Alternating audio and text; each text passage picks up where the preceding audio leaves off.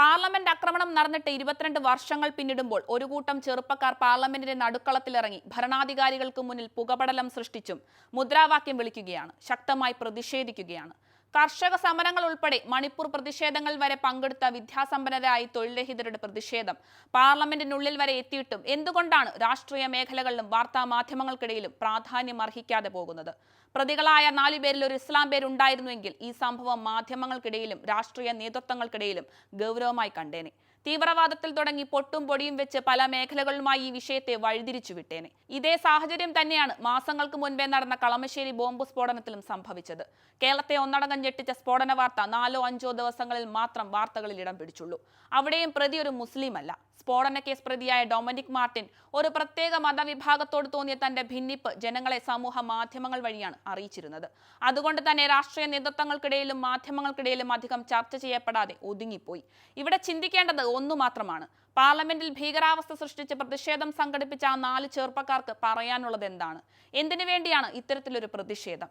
അംബേദ്കറിൽ പ്രചോദനം കൊണ്ട നീലം, വിവേകാനന്ദനെ ആരാധിച്ച എഞ്ചിനീയർ മനോരഞ്ജൻ, ഭഗത് സിംഗ് ആരാധനാപാത്രമായ ഓട്ടോ ഡ്രൈവർ ശരത് ശർമ്മ, അഗ്നിവീർ ആകാൻ കഴിയാതെ നിരാശനായ അമോൽ, പാർലമെന്റിന്റെ സുരക്ഷയെ വെല്ലുവിളിച്ച പ്രതികളാണിവർ. കേസിൽ മൊത്തം 6 പ്രതികളാണുള്ളത്. പ്രധാന പ്രതികൾ 4 പേരാണ്.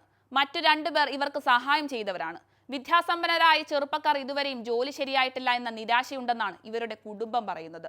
ഈ നിരാശ മുതലെടുത്തതാകാം ആക്രമണത്തിലേക്ക് കടന്നതെന്നാണ് കരുതപ്പെടുന്നത്. മൈസൂർ സ്വദേശിയായ മനോരഞ്ജനാണ് പാർലമെന്റിലേക്കുള്ള പാസ് അടക്കം സംഘടിപ്പിച്ചത്. 33കാരനായ മനോരഞ്ജൻ എഞ്ചിനീയറിംഗ് ബിരുദധാരിയാണ്. ഒരു IT സ്ഥാപനത്തിൽ ജോലിയും ചെയ്തിരുന്നു. പിതാവിനൊപ്പം കാർഷിക ജോലികളിലും ഏർപ്പെടുമായിരുന്നു. 25കാരൻ അമോൽ ഷിൻഡെ മഹാരാഷ്ട്രയിലെ ലത്തൂർ സ്വദേശിയാണ്. ആർമി റിക്രൂട്ട്മെന്റിൽ പങ്കെടുത്തെങ്കിലും ജോലി ശരിയായില്ല. അടുത്തയാൾ ഹരിയാനയിലെ ജിണ്ട സ്വദേശിയായ നീലം ആസാദ്. 37കാരിയായ നീലം അധ്യാപിക ബിരുദം നേടിയിട്ടുണ്ടെങ്കിലും ഇപ്പോഴും തൊഴിൽരഹിതയാണ്. 4ാമൻ സാഗർ ശർമ്മ ലക്നൌവിൽ ഓട്ടോറിക്ഷ ഓടിക്കുകയാണ്. 25കാരനായ സാഗർ. ഒരാൾ ഗ്യാലറിയിൽ നിന്ന് ചാടി ബെഞ്ചുകൾക്ക് മുകളിലൂടെ സ്പീക്കർക്ക് നേരെ നീങ്ങി. മറ്റൊരാൾ ഗ്യാലറിയിൽ തൂങ്ങിക്കിടന്ന് മഞ്ഞ പുക പടർത്തി. ലോക്സഭയിൽ അരങ്ങേറിയ സുരക്ഷാ വീഴ്ച വിവരിക്കവേ MP-മാർ പറഞ്ഞതാണിത്. പാർലമെന്റ് ആക്രമണത്തിന്റെ 22ാം വാർഷിക ദിനത്തിൽ ലോക്സഭയിൽ 2 യുവാക്കൾ നടത്തിയ കടന്നാക്രമണം രാജ്യത്തെ തന്നെ ഞെട്ടിച്ചു.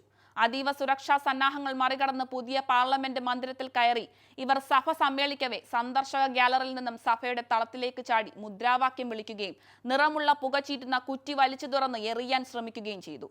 സഭയിൽ പുക പരന്നു. ആദ്യത്തെ പരിഭ്രാന്തിക്ക് ശേഷം MP-മാരും സുരക്ഷാ ഉദ്യോഗസ്ഥരും ചേർന്ന് ഇവരെ കീഴ്പ്പെടുത്തി. വിപ്ലവങ്ങളിലൂടെയും പ്രതിഷേധങ്ങളിലൂടെയുമാണ് നമ്മുടെ ഇന്ത്യ മഹാരാജ്യം ഇന്നു കാണുന്ന നിലയിൽ എത്തിച്ചേർന്നത്. ഭരണാധികാരികളുടെ ഭരണ സമ്പ്രദായങ്ങൾ അസംതൃപ്തരാകുമ്പോൾ ജനങ്ങൾ തങ്ങളുടെ ആവശ്യങ്ങൾക്കായി നടുക്കളത്തിലിറങ്ങി പ്രതിഷേധിക്കും. കർഷക സമരങ്ങൾ ഉൾപ്പെടെ പങ്കെടുത്ത നാളത്തെ ഇന്ത്യയുടെ പ്രതീകങ്ങളാകേണ്ട ഒരു കൂട്ടം ചെറുപ്പക്കാർ പാർലമെന്റിന്റെ നടുക്കളത്തിലിറങ്ങി പ്രതിഷേധിക്കുമ്പോൾ 3-4 ദിവസം മാത്രം ഒതുങ്ങുന്ന തലക്കെട്ടുകളായി ഇത് മാറരുത്. പ്രതിഷേധത്തിന് പിന്നിലെ വ്യക്തമായ കാരണം വാർത്താ മാധ്യമങ്ങൾക്കിടയിൽ മാത്രമല്ല, രാഷ്ട്രീയ നേതൃത്വങ്ങൾക്കിടയിലും ചർച്ചയാകേണ്ടത് തന്നെയാണ്.